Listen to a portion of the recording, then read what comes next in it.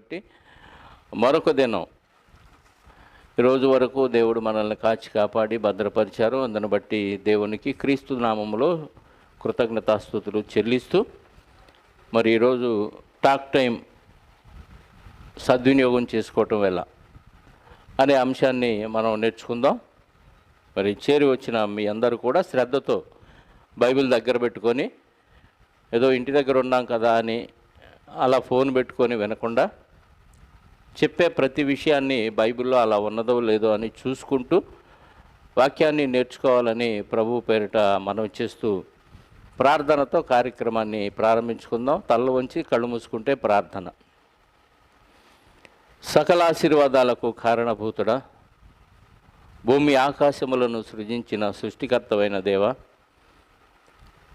సమస్త శరీరాత్మలకు తండ్రివైన దేవ, మీ అనంతమైన ఆత్మలో నుండి భాగాలుగా మమ్మల్ని విడగొట్టి అనేకమైన ఆత్మలుగా శరీరాల్లో ప్రవేశపెట్టి కొద్ది ఆయుష్కాలాన్ని మాకు ప్రసాదించి నరులారా తిరిగి రండి అని ప్రేమతో ఆహ్వానిస్తున్న మీ ఆహ్వానాన్ని బట్టి మీకు కృతజ్ఞతాస్తుతులు చెల్లిస్తూ మీ ఆహ్వానాన్ని తిరస్కరించి అపరాధములు పాపములు చేసి నరకానికి జారిపోతున్న మా పట్ల మీరు చూపిన అపారమైన ప్రేమను బట్టి మరొకసారి రాత్రికాల సమయంలో కృతజ్ఞతాస్తుతులు చెల్లిస్తూ మీ కుమారుడైన క్రీస్తు ద్వారా మాకు ఇచ్చిన ఆ పరలోకపు మహాభాగ్యాన్ని బట్టి స్తోత్రాలు చెల్లిస్తూ మీరు పుట్టించారు, మీరే బ్రతికిస్తున్నారు, మీరే పోషిస్తున్నారు.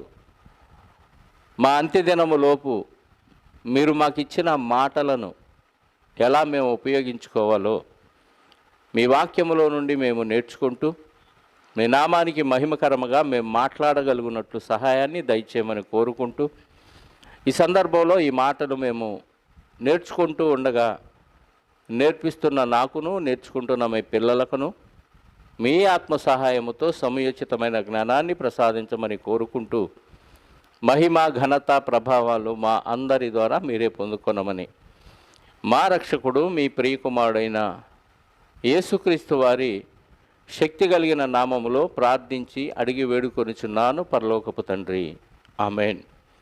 చేరువచ్చిన మీ అందరికీ ప్రభు అయిన క్రీస్తు నామంలో నా శుభాభివందనాలు. మన టాక్ టైంని సద్వినియోగం చేసుకోవటం ఎలా అనే విషయాన్ని ఈరోజు మనం నేర్చుకుందాం.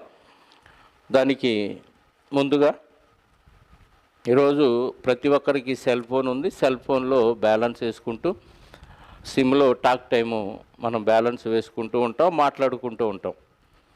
ఈ మాటలో వ్యర్థమైన మాటలు మాట్లాడుకునే వాళ్ళు చాలామంది ఉన్నారు, బూతులు మాట్లాడుకునే వాళ్ళు చాలామంది ఉన్నారు, దేవుని విషయాలు మాట్లాడుకునే వాళ్ళు చాలామంది ఉన్నారు. ఇలా మనం ఆలోచిస్తూ పోతే దేవుడే అన్నాడంటే ప్రతి మాట గురించి లెక్కప్ప చెప్పవలసిన సమయం ఒకటి ఉంది అంటున్నాడు. నాకు మాటలు వచ్చినాయి కదా, తెలివితేటలు ఉన్నాయి కదా అని, నోట్లో నాలుగుంది కదా అని ఎలా పడితే దాన్ని తిప్పేసి వ్యర్థమైన మాటలు పలికితే ఖచ్చితంగా దేవుడు లెక్క అడుగుతాడన్న విషయం ప్రతి ఒక్కరూ మైండ్లో పెట్టుకొని చాలా జాగ్రత్తగా మనం మాట్లాడాలి. ఒకప్పుడు ఫోన్ వచ్చిన కొత్తలో, సెల్ ఫోన్ వచ్చిన కొత్తలో అవతల వ్యక్తికి బిల్లు పడేది, యువతల వ్యక్తికి బిల్లు పడేది. మాట్లాడుతున్నప్పుడు మాట్లాడిన వ్యక్తికి నిమిషానికి రూపాయో, 2 రూపాయలో, 5 రూపాయలో కట్ అయ్యేవి, అవతల మాట్లాడిన వ్యక్తికి కూడా కట్ అయ్యేవి. రాను రాను అవతల వ్యక్తికి కట్ అవ్వకుండా మాట్లాడిన ఫోన్ చేసిన వ్యక్తికే కట్ అవ్వటం ప్రారంభించింది.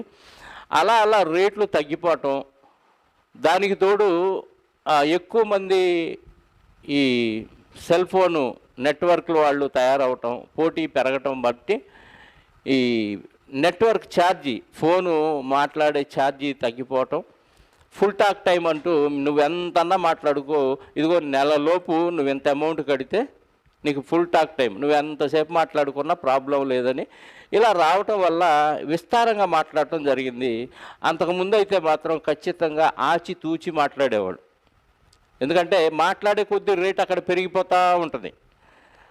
ఇలా బిల్లు పెరిగిపోతూ ఉండేసరికి నెల అయిపోగానే బిల్లు రాగానే ఏంటి ఎంత బిల్లు వచ్చిందంటే నువ్వు ఎంత మాట్లాడావు, ఇంతసేపు మాట్లాడావు అని లిస్ట్ చూపించేవాళ్ళు డేటా. కాబట్టి పొదుపుగా వాడుకునేవాళ్ళు.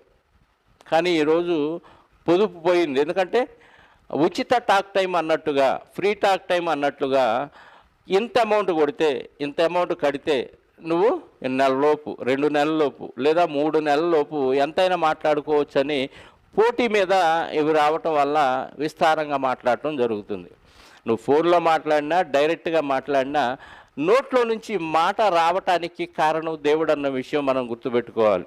మగవారిని చూస్తున్న వాళ్ళకి మాటలు లేవు.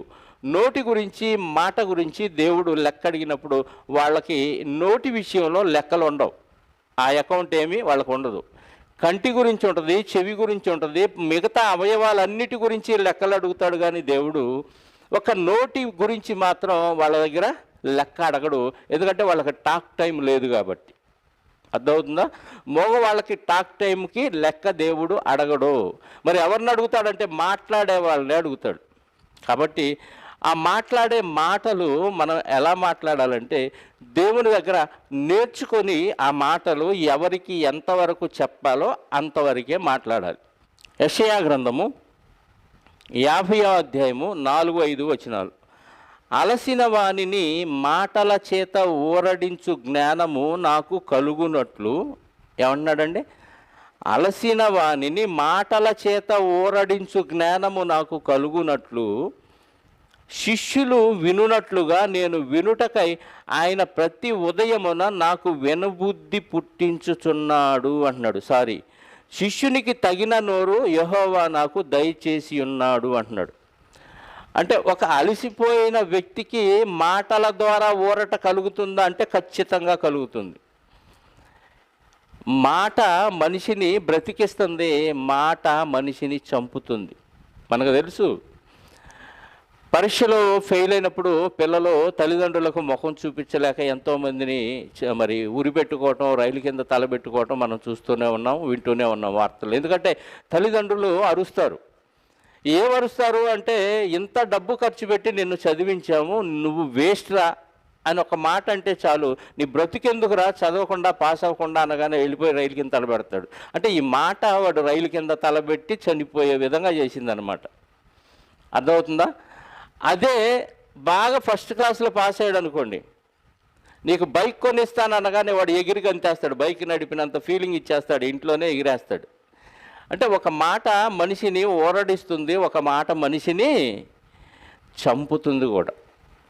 ఇప్పుడు సీఎం గారు ఒక్కొక్క ఇంటికి 10,000 లేకపోతే 1,00,000 రూపాయలు వేస్తానన్నాడు అనుకోండి, ఇంకా వేసేదాకా కూడా అవసరం లేదు, వేస్తాను ఖచ్చితంగా పలానా డేట్లో మీ అకౌంట్లో పడతాయి అనే మాట అంటే చాలు, మనకి ఎక్కడ లేని ఆనందం వస్తుంది, ఎక్కడ లేని ఊరట వస్తుందండి. అందుకే ఈ భక్తుడు అంటున్నాడు, అలసిన వానిని మాటల చేత ఊరడించు జ్ఞానము నాకు కలుగునట్లు శిష్యునికి తగిన నోరు యెహోవా నాకు దయచేసి ఉన్నాడు. అంటే ఆ జ్ఞానం నాకు వచ్చేటట్టు, అలాంటి మాటలు నేను మాట్లాడేటట్టు దేవుడే నాకు దయచేశాడు అంటున్నాడు. ఎవరికైనా ఈ మాట అంటే అలసిపోయిన వారిని ఊరడించే మాటలు నాకు కావాలి, అది దేవుడే ఇవ్వాలి ఆ జ్ఞానం. అలాంటి నోరు దేవుడే నాకు దయచేసాడని చెప్తున్నాడు. ఇంకేమంటున్నాడు 5వ వచనం 4లోనే, శిష్యులు వినునట్లుగా నేను వినుటకై ఆయన ప్రతి ఉదయమున నాకు వినుబుద్ధి పుట్టించుచున్నాడు. శిష్యులు వినునట్లుగా నేను వినుటకై ఆయన ప్రతి ఉదయమున నాకు వినుబుద్ధి పుట్టించుచున్నాడు. నీకు బుద్ధి ఉంటే వినటానికి ఆయన వినిపిస్తాడు, నీకు వినే బుద్ధి ఆయనే పుట్టిస్తున్నాడంట. ఇంకేమంటున్నాడు, ప్రభువు యెహోవా నా చెవికి వినుబుద్ధి పుట్టింపగా నేను ఆయన మీద తిరుగుబాటు చేయలేదు, వినకుండా నేను తొలగిపోలేదు. అంటే దేవుడు ప్రతిరోజు వినిపిస్తుంటే వినటానికి నేను ఆయన దగ్గర కూర్చొని చెవులన్నీ ఆయనకు అప్పగించి వింటూ ఉన్నాను. ఆ బుద్ధి పుట్టించాడు, నేను వింటున్నాను. ఆ జ్ఞానం అడిగాను, నాకు వినిపిస్తున్నాడు. అంటే నువ్వు వినే కొద్దీ ఆయన నేర్పిస్తూనే ఉంటాడు. ఆ బుద్ధి నీకు రావాలి, ఆ బుద్ధిని నువ్వు అడగాలి, అప్పుడు దేవుడు వినిపిస్తాడు. విన్నవన్నీ నువ్వు హృదయంలో పెట్టుకోవాలి. మనం టీవీల్లో ఉన్నవన్నీ హృదయంలో పెట్టుకుంటున్నాం, సినిమాల్లో ఉన్నవన్నీ హృదయంలో పెట్టుకుంటున్నాం, ఎక్కడెక్కడో విన్నవన్నీ హృదయంలో పెట్టుకుంటున్నాం, ఈ లోకంలో చెత్త అంతా తీసుకొచ్చి హృదయంలో పెట్టుకుంటున్నాం. ఆ హృదయంలో ఉన్నవే మనం మాట్లాడుతున్నాం. ఇవి పనికొచ్చావా పనికిరానివా అంటే ఖచ్చితంగా పనికిరానివని 100% చెప్పవచ్చు. మత్తయి సువార్త 12వ అధ్యాయము, మత్తయి సువార్త 12వ అధ్యాయము 34, 35 వచనాలు చూద్దాం ప్రియులారా. మత్తయి సువార్త 12వ అధ్యాయము 34, 35. సర్పసంతానమా, మీరు చెడ్డవారయ్యుండి ఎలాగూ మంచి మాటలు పలుకుదురు? హృదయమందు నిండియుండు దానిని బట్టి నోరు మాట్లాడును కదా అంటున్నాడు. చూడండి, అంటే నువ్వు హృదయమందు ఏది నింపుకుంటావో అదే మాట్లాడిద్దంట నోరు. నువ్వు సినిమా జ్ఞానాన్నో, సీరియల్ జ్ఞానాన్నో, లోక సంబంధమైన జ్ఞానాన్నో, లేకపోతే చదువుల జ్ఞానాన్నో, ఇంకేదో జ్ఞానాన్ని నువ్వు నింపుకున్నావు అనుకో, నువ్వు నోరు తెరిస్తే నీకు అదే మాటలు వస్తూ ఉంటాయి. నువ్వు ఏదన్నా ఎగ్జాంపుల్ చెప్పాలన్నా దానికి సంబంధించినవి చెబుతావు. అర్థమవుతుందా? పోలీసులు ఉన్నారనుకోండి, వాళ్ళకి లోకంలో నేరస్తుల గురించిన సందర్భాలే ఎక్కువ ఉంటాయి కాబట్టి వాళ్ళ నోట్లో ముందు వెనక బూతులు వస్తూనే ఉంటే పలాని నేరస్తుడు, పలాని కేసు, పలాని ఆమె ఇలా ఉంది, అలా ఉంది, ఇలాంటివి వస్తూ ఉంటాయి. ఎగ్జాంపుల్స్ కూడా ఏదన్నా సందర్భం చెప్పినప్పుడు ఏదో కేసుకు సంబంధించిన వివరాలే ఎగ్జాంపుల్గా చెప్తారు. అదే టీచర్స్ అనుకోండి, వాళ్ళు స్టూడెంటు, టీచరు, పాఠాలు వాడు అప్పజెప్పకపోవటం, ఇలాంటి ఎగ్జామ్స్లో ఫెయిల్ అవ్వటం, ఇలాంటి సందర్భాలు చెబుతారు. అదే రైతు అనుకోండి, రైతు పొలానికి సంబంధించిన జ్ఞానం నింపుకుంటాడు కాబట్టి అతను విత్తనాలు, పొలము, మొక్కలు, మొలకలు, ధాన్యము, పంట ఇది చెప్తాడు. కాబట్టి మన హృదయంలో ఏమి నింపుకుంటామో ఆ నింపుకున్న దాన్ని బట్టే మన నోరు మాట్లాడిద్ది. ఇందాక యెషయా గ్రంథంలో చదివినట్టుగా మనం దేవుని జ్ఞానాన్ని వినబుద్ధి పుట్టే కొద్దీ ఆయన వినిపిస్తున్నప్పుడు ఆ విన్నవన్నీ చెవులిచ్చి ఆయనకి విని హృదయంలో నింపుకుంటే ఆ నింపుకున్నదే మనం మాట్లాడతాం. మనం లోకంలో ఉన్నదంతా నింపుకుంటే మనం అదే మాట్లాడితే ఈ టాక్ టైంకి ఏమిస్తాడు దేవుడు? లోకంలో నువ్వు విన్నది మాట్లాడావు, బతుకు తెరువు కోసం మాట్లాడావు, దానికి నీకు ఇక్కడ ఫలం వచ్చింది, పరలోకంలో ఫలమేమీ ఉండదు. అదే దేవుని జ్ఞానాన్ని నింపుకొని అవే మాట్లాడితే నీకు ఇక్కడ ఫలం ఉంటుంది, పరలోకంలో ఫలం ఉంటుంది. అదే చెప్తున్నాడు చూడండి, హృదయమందు నిండియుండు దానిని బట్టి నోరు మాట్లాడును కదా. సజ్జనుడు తన మంచిదన నిధిలో నుండి సద్విషయములను తెచ్చును, దుర్జనుడు తన చెడ్డ ధన నిధిలో నుండి దుర్విషయములను తెచ్చును అంటున్నాడు. చూడండి, అంటే మంచివాడు అంటే మంచి హృదయంలో నింపుకున్నాడు, అది ధననిధి అంటున్నాడు. చూడండి, సజ్జనుడు మంచి ధననిధిలో నుండి సద్విషయాలు తెస్తాడు, అంటే మంచి విషయాలు. ఎందుకు? వాడు ధననిధి, వాడి హృదయం నిండా ఏ నిధి ఉందంటే మంచి ధననిధి ఉంది, సద్విషయాలు ఉన్నాయి కాబట్టి అవే బయటకు వస్తాయి. దుర్జనుడు దుర్మార్గపు నింపుకున్నాడు కాబట్టి వాడు చండాలపు మాటలే మాట్లాడతాడు. మంచిగా మాట్లాడాలన్నా దానికి ముందు ఒక బూత్ ఉంటుంది, వెనకాల ఒక బూత్ ఉంటుంది. అది కావాలని పలికేది కాదు, లోపల సరుకు అలాంటిది. మరి అర్థమవుతుందా? లోపల ఉన్న సరుకును బట్టి నోట్లోకి అవి వచ్చేస్తాయి, లోపల ఆ సరుకు లేకపోతే నోట్లోకి అవి రావన్నమాట. అందుకే సజ్జనుడు తన ధననిధిలో నుండి సద్విషయములను వెలుపలికి తెస్తాడు, దుర్జనుడు దుర్విషయములు తన ధననిధిలో నుండి చెడ్డ ధననిధిలో నుండి చెడ్డ మాటలే బయటికి తెస్తాడు, దుర్విషయములను వెలుపలికి తెస్తాడు. కాబట్టి మనం నింపుకోవాల్సింది సద్విషయాలు, అంటే వాక్య సంబంధమైన సంగతులను మనం హృదయములో నింపుకోవాలి, అవే మాట్లాడాలి. అప్పుడు మన టాక్ టైంకి దేవుడు ఫలం ఇస్తాడు. చాలా విషయాలు యేసుక్రీస్తు వారు నేర్పించారు, చాలా విషయాలు పాత నిబంధనలో ఉన్నాయి, చాలా విషయాలు కొత్త నిబంధనలో అపోస్తుల ద్వారా కూడా మనం నేర్చుకోవచ్చండి. కానీ తెలియకుండానే నేర్చుకుంటూ కూడా దుర్విషయాలే ఎక్కువ మనం నింపుకోవటం వల్ల, లోకంలో ఎక్కువ మనం సంచరించటం వల్ల, లోకంతో ఎక్కువ ఫ్రెండ్షిప్ కలిగి ఉండటం వల్ల మనం మాట్లాడే ప్రతి మాటలు ఎక్కువగా లోక సంబంధమైనవే వస్తాయి. అసలు ఆడవాళ్ళు భక్తి లేని వాళ్ళు కాదు, భక్తి ఉన్న వాళ్ళు కూడా మాట్లాడుకుంటే చీరల గురించి, నగల గురించి, కూరల గురించి, పచ్చళ్ళ గురించి, అలంకారాల గురించి ఇవే ఎక్కువ మాట్లాడతారు. అసలు ఇలాంటి మాటలు మీరు వినాలంటే మంచి మంచి ఫంక్షన్లు జరుగుతాయి చూడండి, పెళ్ళిళ్ళు కానీ శుభకార్యాలు జరిగే దగ్గరికి వెళితే 4-5 లేడీస్ కూర్చున్నారంటే ఇక ఇవే మాటలు, ఎక్కడన్నా 4 భక్తి మాటలు మాట్లాడుకుంటారేమోనని తేరి చూస్తే ఎక్కడ కనపడవు. పురుషుల్లో కూడా దాదాపు అదే పరిస్థితి. కాకపోతే వీళ్ళు లోకంలో ఉన్న రాజకీయాల గురించో, లేకపోతే ఏదో ఇరుగు పొరుగు వాళ్ళ గురించో, లేదంటే మన సంఘాల్లో ఉన్న రాజకీయాల గురించో మాట్లాడుకుంటూ ఉంటారు. అంతే తప్ప ఎక్కువ ఎవరైనా కూడుకున్నప్పుడు ఆ వాక్యం ఏంటి అలా ఉంది నాకు అర్థం కాలేదు, ఈ వాక్యం ఏంటి ఎలా ఉంది నాకు అర్థం కాలేదు, ఎవరిని అడిగితే కరెక్ట్గా తెలిసిద్ది, ఏ వాక్యం చదివితే నాకు ఆన్సర్ వచ్చిద్ది, ఇలాంటి మాటలు ఎక్కడన్నా వినపడతాయేమని అంటే మనకి ఎక్కడా వినపడవండి. అంటే మన ధననిధి ఎలా ఉంది, మన హృదయం అనే ధననిధి దేంతో నింపబడి ఉంది అని అంటే ఖచ్చితంగా సద్విషయాలతో నింపబడి లేదు. ఒకవేళ నింపబడితే కొంచెం ఎక్కడన్నా ప్లేస్ ఉండి ఉంటుంది దాని, ఆ ప్లేస్ కూడా ఎక్కడో అడుగుని ఉంటుంది. కాబట్టి అది దాటి బయటికి మంచి విషయాలు రావు. ఎక్కడన్నా వస్తే చర్చిలోకి వచ్చినప్పుడు, ప్రార్థనల దగ్గరికి వెళ్ళినప్పుడు వస్తే వస్తాయి, లేకపోతే ఇలా విని ఇలా విడిచిపెట్టే క్రమం అంది. కానీ నింపుకోవాలి, దాన్ని నువ్వు ఉపయోగించుకోవాలి. ఆ ఉపయోగించే క్రమంలో చాలా జాగ్రత్తగా నువ్వు ఉపయోగించాలి.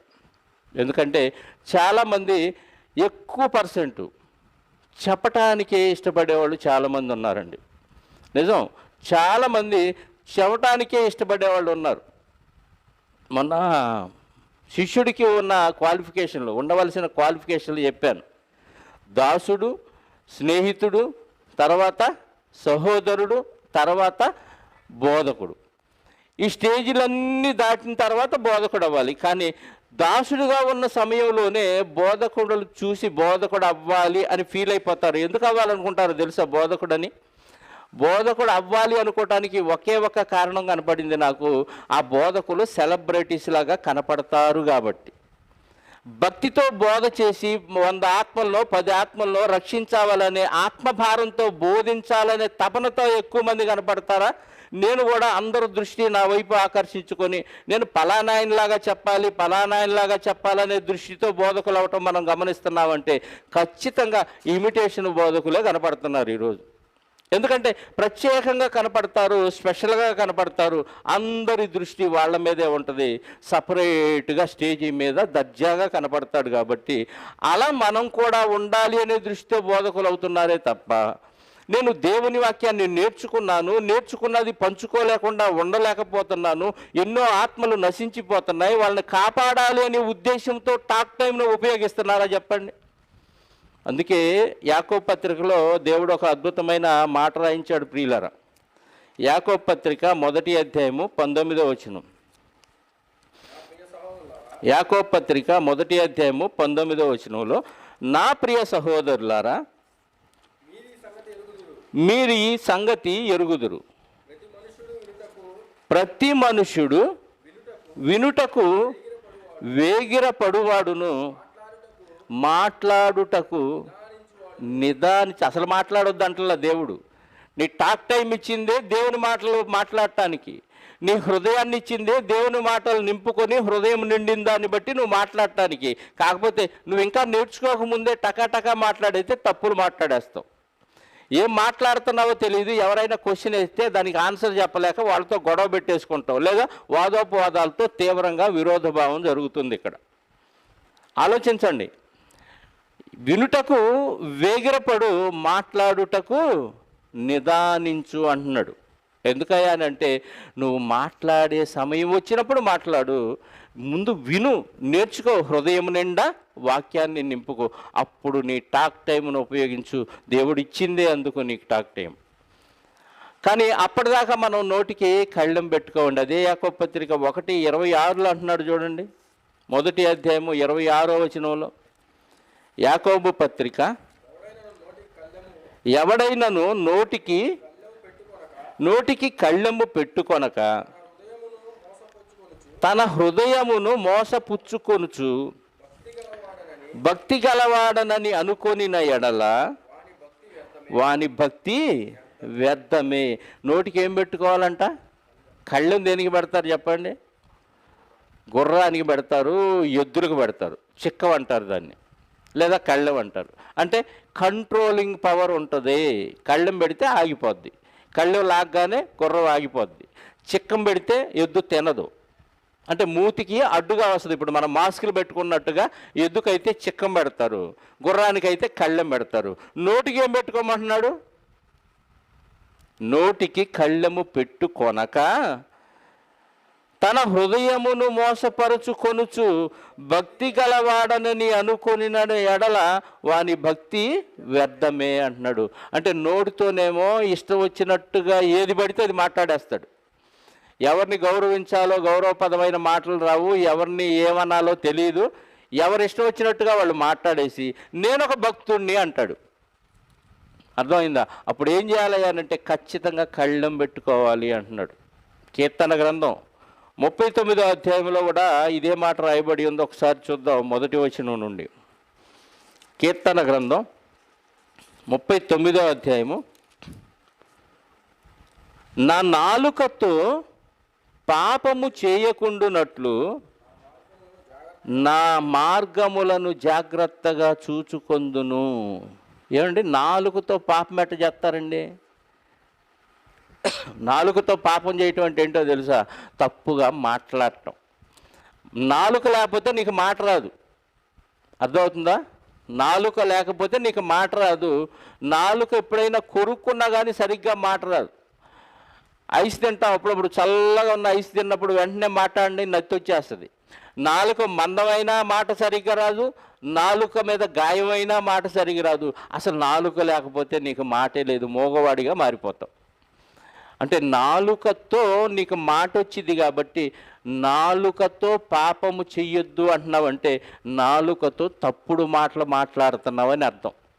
దేవుడు మాట్లాడమన్న మాటలు మాట్లాడటానికే నీకు నాలుక ఇచ్చాడు దేవుడు. తన అవయవాల్ని, మన అవయవాల్ని దేవుడు తన అవయవాలుగా లేదా తన పని చేసే సాధనాలుగా చేశాడు, తన పనిముట్లుగా చేశాడు. కాబట్టి ఆయన పనిముట్టుని ఆయన కోసమే వాడాలి అంటున్నాడు. కానీ ఇక్కడ నేను నాలుకతో పాపము చేయకుండానట్లు నా మార్గములను జాగ్రత్తగా చూచుకొందును.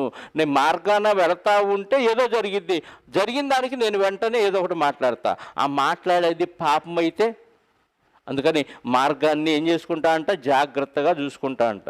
భక్తిహీనులు నా ఎదుటనున్నప్పుడు నా నోటికి చిక్కము ఉంచుకొందుననుకొంటిని.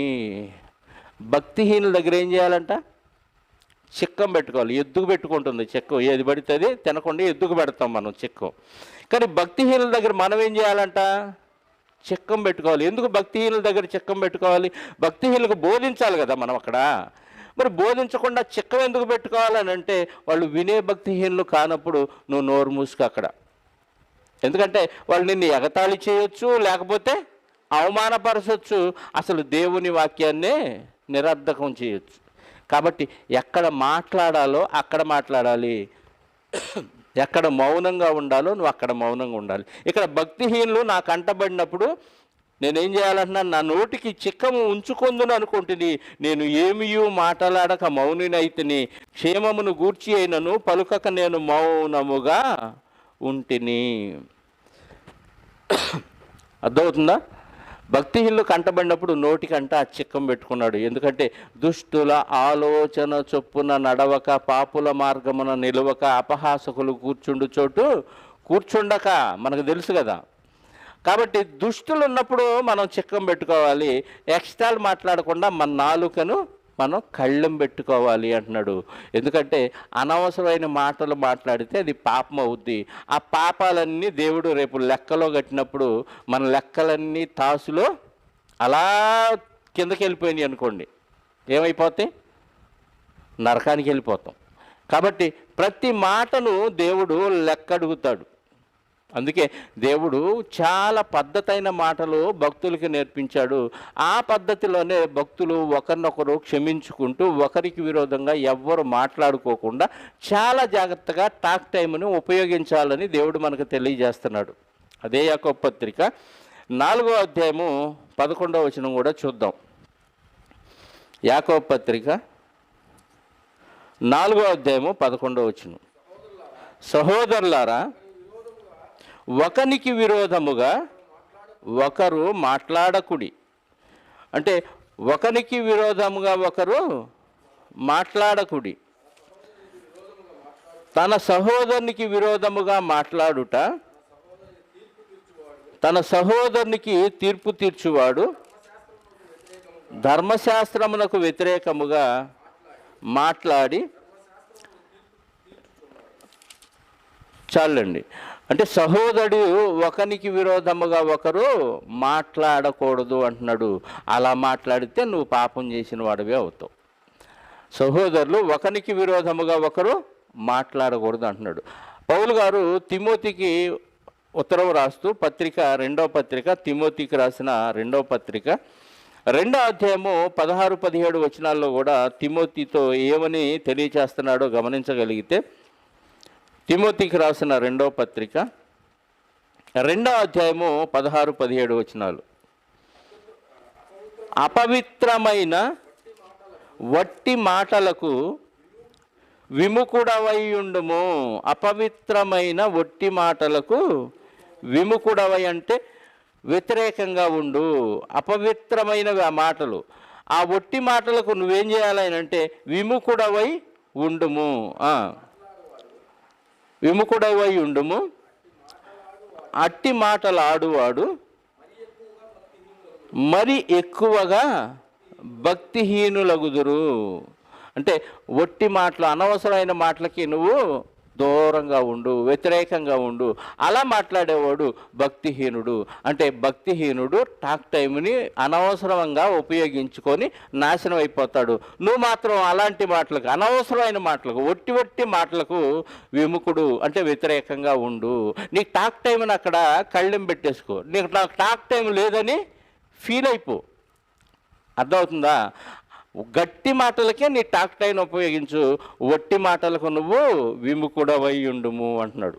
సామెతల గ్రంథం 13వ అధ్యాయము, సామెతల గ్రంథము 13వ అధ్యాయము 2-3 వచనాలు. సామెతల గ్రంథము 13వ అధ్యాయము 2-3 వచనాలు. నోటి ఫలము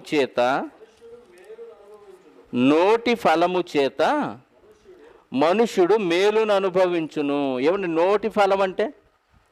నోటితో వచ్చే ఫలం ఏంటంటే మాటేనండి. మాట వల్ల మనిషి ఏం చేస్తాడంట? మేలు అనుభవిస్తాడు.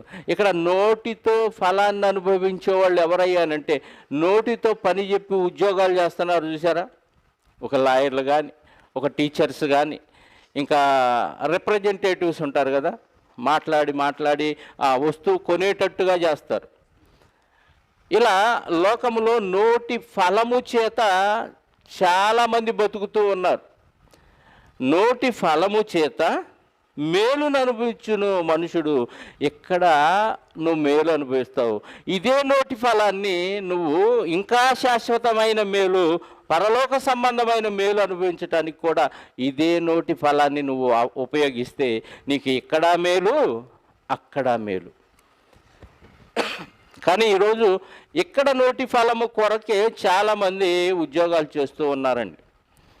ఇక్కడ నోటి ఫలము వాళ్ళ మాట్లాడే వాక్చాతుర్యాన్ని బట్టి, మాట్లాడే విధానాన్ని బట్టి వాళ్ళ యొక్క టాలెంట్ ఉపయోగపడుతుంది. అలాంటి వారు చాలా మేలు అనుభవిస్తున్నారు. ఇక్కడ కొంతమందిని కౌన్సిలింగ్ కొరకు తీసుకెళ్ళిపోతూ ఉంటారు.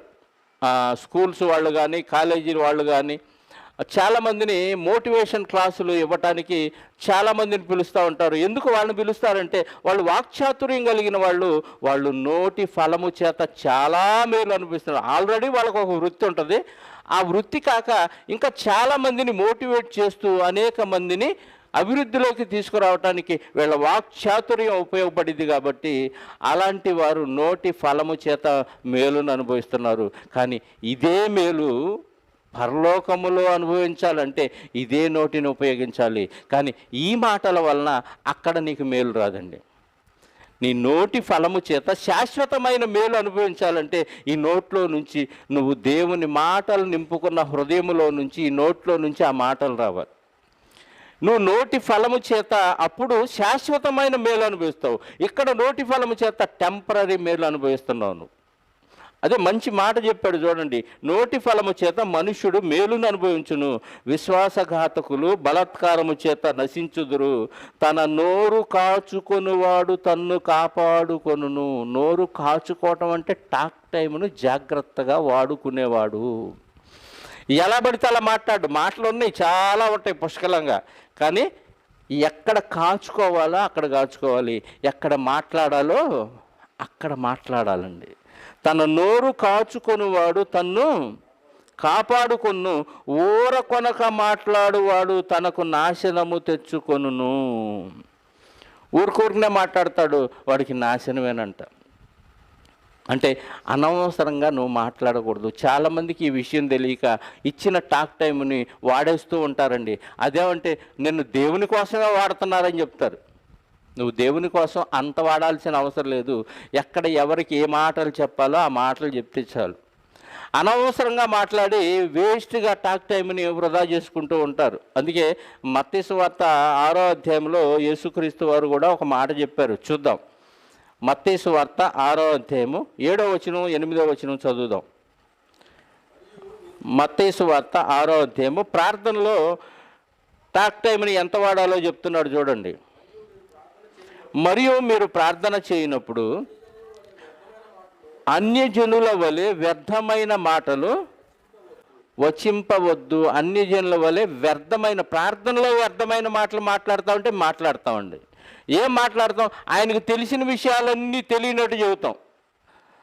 ప్రభువా, యెహోషువకి నువ్వు ఎలా చేసావో జ్ఞాపకం చేసుకోయ్యా, అబ్రహాము గారికి నువ్వు ఎలా చేసావో జ్ఞాపకం చేసుకోయ్యా, ఇంకా పలానాయనకి ఎలా చేసావో జ్ఞాపకం చేసుకోని అన్నీ తెలిసిన విషయాలే. మేము అక్కడ బయలుదేరాము, డ్రైవింగ్లో వస్తూ ఉన్నాము, మధ్యలో పంచర్ అయిందయ్యా, ఆయన తెలియదు. ఇవన్నీ అనవసరమైన మాటలన్నీ టాక్ టైంలో మాట్లాడుతూ ఉంటారండి. అందుకే ఏం చెప్తున్నాడు? మీరు ప్రార్థన చేయనప్పుడు అన్యజనుల వలె వ్యర్థమైన మాటలు వచింపవద్దు. విస్తరించి మాట్లాడుట వల్ల తమ మనవి వినబడునని అన్యజనులు తలంచుదురు. ఎక్కువసేపు ప్రార్థన చేస్తే దేవుడు అంటాడు అనుకుంటారంట అన్యజనులు. మీరు అలా ప్రార్థన చేయొద్దు. మీరు వారి వలె ఉండకుండా మీరు మీ తండ్రిని అడుగక మునిపే మీకు అక్కరగా ఉన్నవేవో ఆయనకు తెలియను. అంటే వాళ్ళలాగా నువ్వు విస్తారంగా చేయాల్సిన అవసరం లేదయ్యా. నువ్వు దేవుని టాక్ టైంను దేవునికి చెప్పినట్టుగా ఉపయోగిస్తే నీకేం కావాలో ఆయన చూసుకుంటాడు. ప్రభువా, అది ఎట్ట జరిగింది, ఇది ఎట్ట జరిగింది, ఏదేదో ఎట్ట జరిగిందని ఈ లిస్ట్ అంతా ఆయనకి చెప్పాల్సిన అవసరం లేదు. విస్తారమైన మాటలు నువ్వు మాట్లాడటం అవసరం లేదు. అది అన్ని జిల్లాలు అలా మాట్లాడతారు. నీ టాక్ టైంని అలా ఉపయోగించొద్దు. నీ టాక్ టైంని ఇతరులకు సువార్త చెప్పడానికి ఉపయోగించు. అలాగే నిన్ను ఎవరైనా హింసించినా దూషించినా వాళ్ళ మీద నువ్వు తిరిగి తిట్టకుండా, తిరిగి వాళ్ళని దూషించకుండా నీ టాక్ టైంని అక్కడ కళ్ళెం వేసుకో. అవసరమైతే నీ టాక్ టైంని అక్కడ ప్రార్థన లోపంలో దేవుడికి చెప్పు. అంతే తప్ప ఎదుటి వాళ్ళని దూషించే పరిస్థితి మనం చేయకూడదు ప్రియులారా. అందుకే యేసుక్రీస్తు వారు పేతురు గారు పత్రిక రాస్తూ యేసుక్రీస్తు వారి గురించి వ్రాయబడిన మాట ఒకటి మనం చాలా జాగ్రత్తగా గమనించగలిగితే, పేతురు గారు రాసిన 2వ పత్రిక 2వ అధ్యాయము,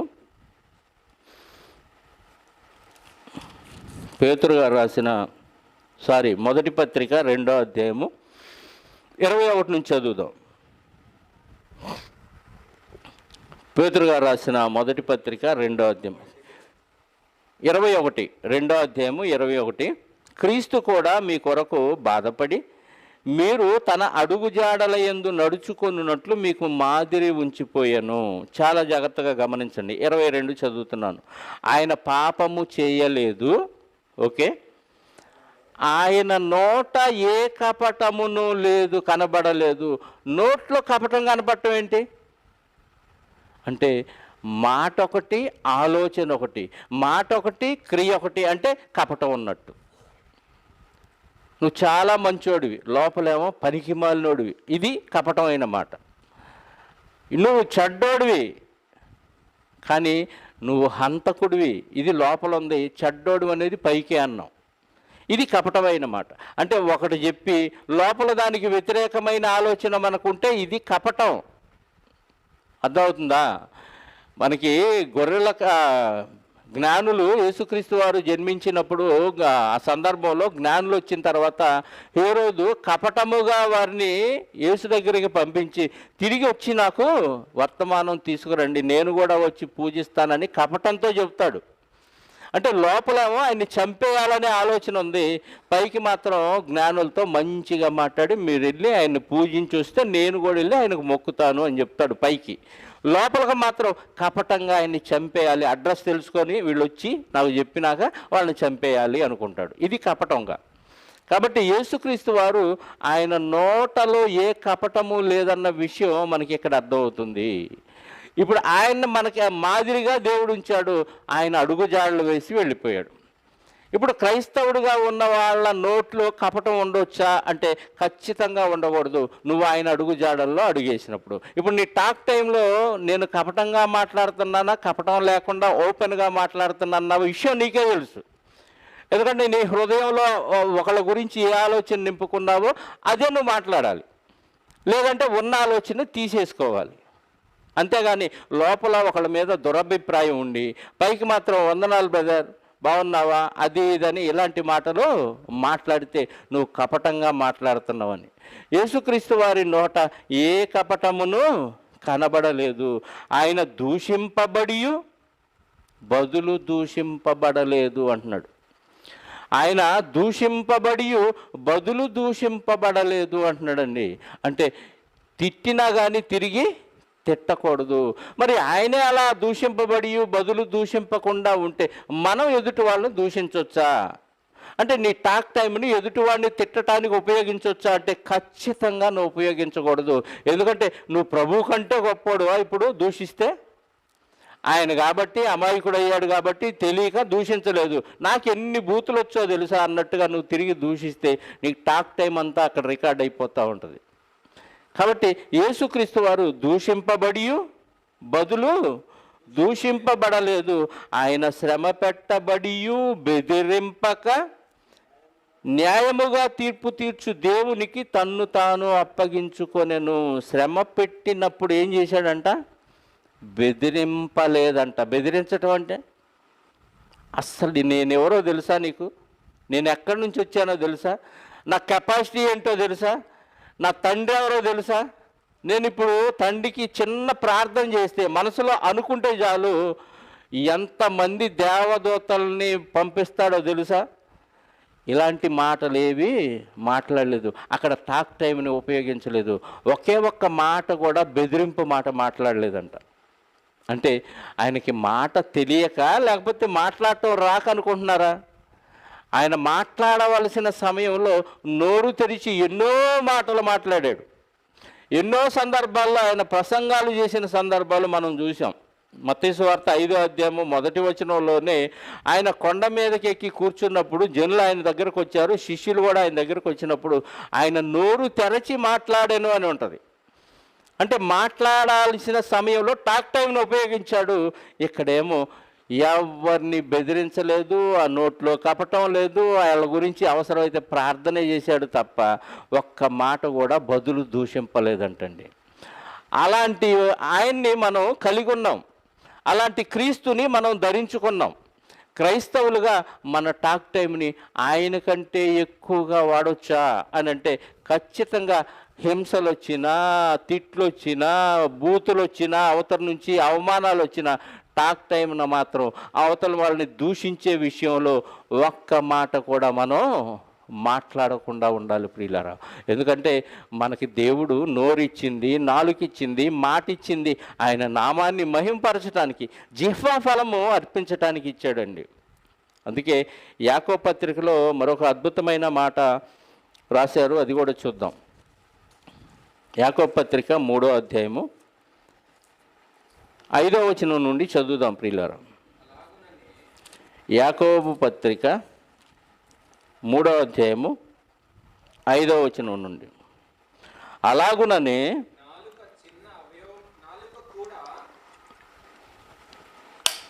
నాలుక కూడా చిన్న అవయవమైనను బహుగా అదిరిపడును. ఎంత అంటాను? నాలుక బెత్తెడు అంత నాలుక అంటారు. బెత్తెడు కూడా ఉండదు నాలుక. బహుగా అదిరిపడిద్దంట. నాలుక చిన్న అవయవం బహుగా అదిరిపడునంట. చిన్న అవయవమైనను బహుగా అదిరిపడును. ఎంత కొంచెము నిప్పు విస్తారమైన అడవిలి తగులబెట్టును. నాలుక అగ్నియే. నాలుక మన అవయవములలో ఉంచబడిన పాప ప్రపంచమై సర్వ శరీరమునకు మాలిన్యము కలుగ చేయుచు ప్రకృతి చక్రమునకు చిచ్చు పెట్టును. అది నరకము చేత చిచ్చు పెట్టబడును అంటున్నాడండి. నాలుక చిన్న అవయవం, రెండు దవడల మధ్య ఎప్పుడు నానిపోతూ ఉంటుంది తడిలో. అది అగ్ని అంట. నాలుకంట అగ్ని అంట. అగ్ని ఎక్కడ కాలిపోయిద్దో అని ఎప్పుడు తడిగా ఉండే ప్లేసులో, ఎప్పుడు లాలాజలం ఉండే ప్లేసులో, తడి ఉండే ప్లేసులోనే పెట్టాడు దేవుడు. ఎందుకంటే ఈ అగ్ని మండితే చాలా ప్రమాదం. ఎంత ప్రమాదం అయ్యాయంటే ప్రకృతి చక్రానికి చిచ్చు పెడుతుందంట. మధ్యాహ్నమే వార్తల్లో విన్నాను, చైనాకి అమెరికాకి, రష్యాకి అమెరికాకి యుద్ధం జరగబోతుందంట. ఏంటయ్యా కారణం అని అడిగితే కారణం చెప్తున్నారు. వైరస్, కరోనా వైరస్ని అమెరికా ల్యాబ్లోనే సృష్టించి ప్రపంచానికి వదిలేరు అని రష్యా అందంట. ఆ మాట నాలుక నుండి వచ్చింది. ఈ నాలుక నుండి వచ్చిన ఈ మాట అమెరికా వాళ్ళు అన్నమాట, అమెరికా వాళ్ళు చేశారని రష్యా వాళ్ళు అన్నమాట అమెరికా వాళ్ళకు వినపట్టడం వల్ల ఏమైందంటే ఇటు కొన్ని దేశాలు సపోర్టు రష్యాకి, ఇటు కొన్ని దేశాలు అమెరికాకు సపోర్ట్. ఏమంటే ప్రపంచ యుద్ధం, మూడో ప్రపంచ యుద్ధం రావాలంటే రాకుండా ఉంటుందా? దేనివల్ల వస్తుందా అంటే చిన్న నాలుక, బెత్తడు నాలుక. అందుకే దేవుడు దాన్ని ఎప్పుడు తడిగా ఉండే ప్లేస్లో పెట్టారు. అది అగ్ని అంటున్నాడు. అగ్ని ఏం చేసింది అంటే ప్రకృతి చక్రానికి చిచ్చు పెట్టింది. బాగా గమనించండి. ఈ ఒక్క మాట వలన వాళ్ళు కానీ వీళ్ళ మీదకు యుద్ధానికి వస్తే, వీళ్ళు వాళ్ళ మీదకు యుద్ధానికి వస్తే, ఇటు కొన్ని దేశాల సపోర్టు, అటు కొన్ని దేశాల సపోర్టు, వాళ్ళు వీళ్ళ మీద, వీళ్ళు వాళ్ళ మీద, మొత్తం ప్రపంచం మొత్తం సర్వనాశనం అయిపోయింది. అణుబాంబులు వేసుకుంటే టోటల్గా భూమి మొత్తం నాశనం అయిపోద్ది. భూమి నాశనం అయిపోతే ప్రకృతి అస్సలు ఉండదండి. ఏమంటే కొంచెము నిప్పు విస్తారమైన అడవిని ఎలాగ తగలబెడుతుందో, ఒక్క అగ్గిపుల్ల గీసేస్తే చాలు అడవిలో పెద్ద అడవి తగలబడిపోతుంది. అంత అడవిని తగలబెట్టడానికి ఎంత నిప్పు కావాలో అనుకోవాల్సిన అవసరం లేదు, చిన్న అగ్గిపుల్ల చాలు. మరి ప్రకృతి చక్రాన్ని నాశనం చేయటానికి ఎంత నిప్పు కావాలి? లేకపోతే ఆకాశం నుంచి ఏమన్నా గ్రహశకలాలు ఊడిపడాలా, లేకపోతే అగ్నిగంధకాలు కురవాలంటే ఏం అవసరం లేదండి. చిన్న మాట చాలు. ఆ మాట చిన్న నాలుకతో చాలు. అదే చెప్తున్నాడు అక్కడ 6వ వచనం. నాలుక అగ్నియే. నాలుక మన అవయవములలో ఉంచబడిన పాప ప్రపంచమై సర్వ శరీరమునకు మాలిన్యము కలుగ చేయుచు ప్రకృతి చక్రమునకు చిచ్చు పెట్టును. అది నరకము చేత చిచ్చు పెట్టబడిను. దీని కనెక్షను నరకం దాకుందంటండి. దేని కనెక్షను? నాలుక. ముందు నీ శరీరానికి చిచ్చు పెట్టింది. కొంపకు చిచ్చు పెడుతున్నారంటారు చూడు. చిచ్చు పెట్టడం అంటే అగ్ని అంటించటం అని, కొంప తగలబెట్టడం అని అర్థం. చిచ్చు రేగింది అని అంటే అర్థం ఏంటంటే మనం లైట్లు వేసుకునే స్విచ్ కాదు అది. కొంప అంటించటాన్ని స్విచ్ పెట్టడం అంటారు. ఇక్కడ చిన్న నాలుక శరీరాన్ని మలినం చేసింది, శరీరంతో పాటు ప్రపంచాన్ని నాశనం చేసింది, ప్రపంచంతో పాటు ప్రకృతి చక్రం అంటే ఇక పంచభూతాలు, ఆకాశంలో ఉన్న కోటాను కోట్ల నక్షత్రాలు ఏ ఉండవంట. ఇంత ప్రపంచాన్ని నాశనం చేయటానికి రెండు దవడల మధ్య నానుతూ ఉండే చిన్న నాలుక అంటండి. ఎందుకంటే అది భయంకరమైనది. సర్వేంద్రియానం నయనం ప్రధానం అన్నారు, కానీ సర్వ ప్రపంచ నాశనానికి నాలుకే ప్రధానం అనాలి.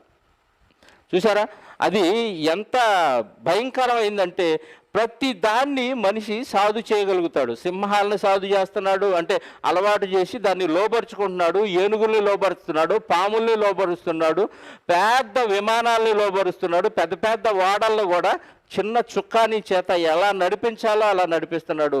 కానీ తన నాలుకను మాత్రం ఏ నరుడు సాధు చెయ్యలేడు అంటున్నాడు. చూడండి 8వ వచనంలో. 7 మృగపక్షి సర్ప జలచరములలో ప్రతి జాతియు నరజాతి చేత సాధు కాజాలను, అంటే మృగాలు సాధవుతాయి, పక్షులు సాధువులు అవుతాయి. పక్షి చేత మాట్లాడిస్తున్నాడు, సర్కస్లు చేయిస్తున్నాడు, మృగాల చేత చేయిస్తున్నాడు, సర్పాల చేత చేయిస్తున్నాడు. జలచరాల్లో ఉండే ప్రతి జాని చేత మనిషి అలవాటు చేసి వాటికి ట్రైనింగ్ ఇచ్చి వాటిని లోబరుచుకుంటున్నాడు. కానీ ప్రతి జాతియు నరజాతి చేత సాధు కాజాలను సాధు ఆయను. కానీ ఏ నరుడు నాలుకను సాధు చేయ నేరడు, అది మరణకరమైన విషముతో నిండినది, అది నిరర్గళమైన దుష్టత్వమే. నాలుకను ఎవడో సాధు చేయలేడండి. నాలుకను నువ్వు సాధు చేయాలంటే ఏం చేయాలో తెలుసా? దేవుని వాక్యాన్ని వినటానికి బుద్ధి కావాలి నీకు. దేవుని వాక్యాన్ని విన్నప్పుడు, అది హృదయంలో నింపుకున్నప్పుడు, అప్పుడు నువ్వు నాలుకను కంట్రోల్ చేయగలవు. యేసుక్రీస్తు వారికి మాటలు రాక కాదండి, నాలుకను ఎందుకు కంట్రోల్ చేసుకున్నాడో తెలుసా? మాట్లాడాల్సిన మాటలే మాట్లాడాలి, అంతకు మించి మాటలు మాట్లాడకూడదు. కోపం వచ్చింది ఆయన అవమానపరిచినప్పుడు, ద్వేషం కలిగింది, కానీ మొత్తాన్ని కంట్రోల్ చేసుకున్నాడు. నాలుకను స్వాధీనం అందించుకున్నాడు. కాబట్టి ఒక పక్క చిత్రహింసలు పెడుతున్నా, ప్రభువా వీరేమి చేయుచున్నారో వీరెరుగరు, వీరిని క్షమించన్నాడు. ఆ టైంలో నోట్లో నుంచి ఆ డైలాగ్ ఎవరికి రాదండి. ఒక పక్క కొడుతుంటే, అవమానపరుస్తుంటే, హింసలు పెడుతుంటే క్షమాపణ గురించిన మాటలు ఎలా వస్తాయి చెప్పండి? మీ అంతు చూస్తారా? ఇప్పుడు మీ టైం కాబట్టి అలా ఉన్నారు, తర్వాత తెలుస్తాను మీ సంగతిని ఎంత చేతగాని వాడైనా అంటాడు. అంతే తప్ప క్షమాపణ మాటలు మాత్రం రావండి. కాబట్టి ఆయన నాలుకను సాధు చేయగలిగాడు కాబట్టి ఆయన అలాంటి మాటలు మాట్లాడగలిగాడు. ఆయన్ని వెంబడించిన, ఆయన్ని ధరించిన ప్రతి క్రైస్తవుడు యేసుక్రీస్తును పోలి నడుచుకోవాలి ప్రియులారా. మన టాక్ టైంని ఎలా పడితే అలా వాడకూడదు. ఇదిగో ఇక్కడ చూస్తే ఏ నరుడు దాన్ని సాధు చెయ్యలేడంట. మరి సాధు చెయ్యాలి అని అంటే ఖచ్చితంగా హృదయములో వాక్యాన్ని నింపుకోవాలి. అలా నింపుకున్నప్పుడే నీ నాలుక నీ కంట్రోల్లోకి వస్తుంది.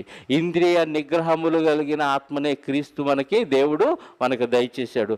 మనలో ఉన్న పరిశుద్ధాత్మ నువ్వేం మాట్లాడాలో అది మాట్లాడేటట్టు చేస్తాడు. మన పరిశుద్ధాత్మ మనల్ని కంట్రోల్లో పెడతాడు. ఎప్పుడు నువ్వు పరిశుద్ధాత్మ ఆధీనంలోకి వెళ్ళినప్పుడు. నేను అనుకుంటానే ఉన్నాను, అనకూడదు అనుకుంటానే ఉన్నాను అనేసానంటే నువ్వు పరిశుద్ధాత్మ కంట్రోల్లో లేవన్నమాట.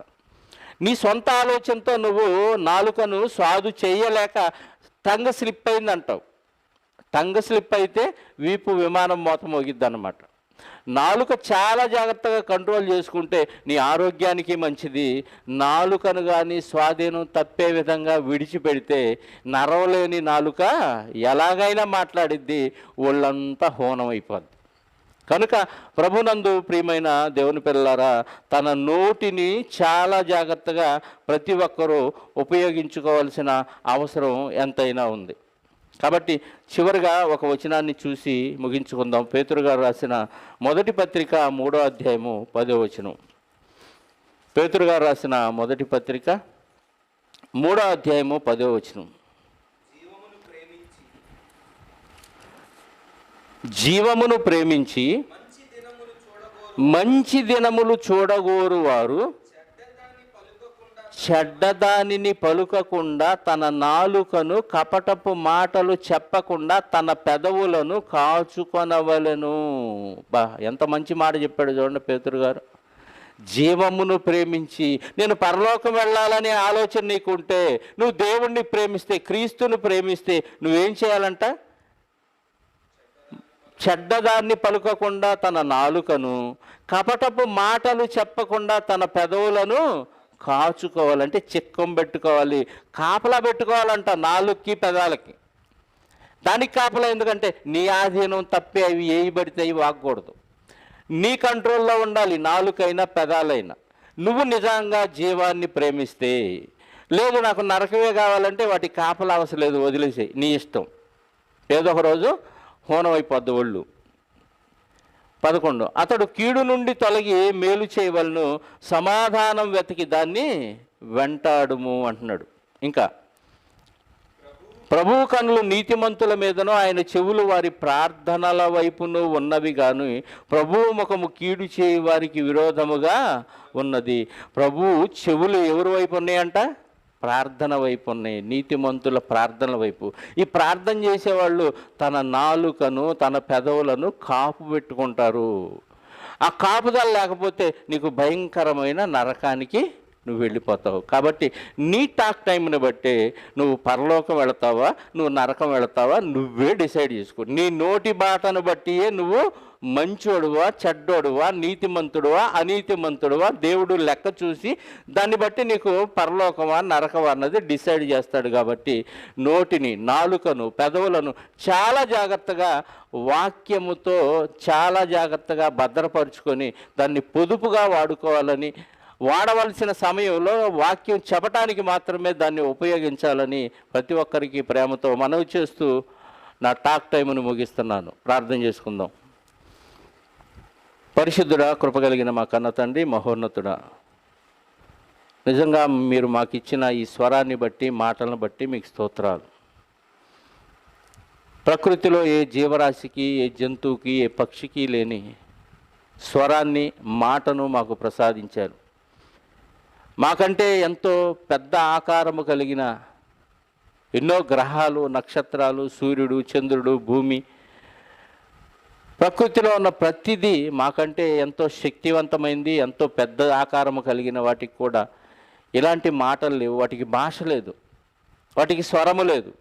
అయినా అవన్నీ మిమ్మల్ని మహిమపరుస్తున్నాయి.